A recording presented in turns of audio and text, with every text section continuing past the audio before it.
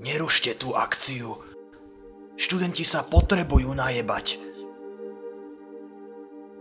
Slovenská noc je každoročne parádna akcia. Študenti ju milujú, každým rokom je tam väčšia party, skvelá atmosféra. Studenti se musí učit!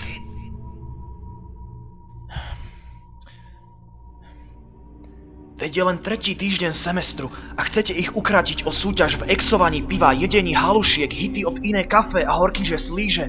Garantujem, že tam prídu stovky, možno tisíce študentov. Vždyť se v tom klubu nebude dať hýbat, debile! Preto sú vybavené hneď 2 kluby, Faval a Fleda, a kivadlová doprava medzi nimi zdarma. Hlasujte.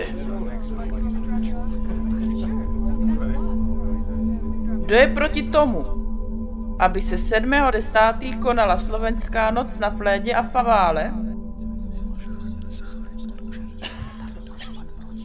A kdo z přítomných by se tam naopak nejradši božral jako prase?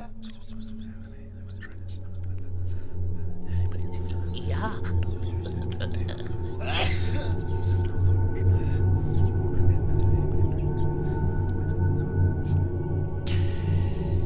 Jdem se rozjebat.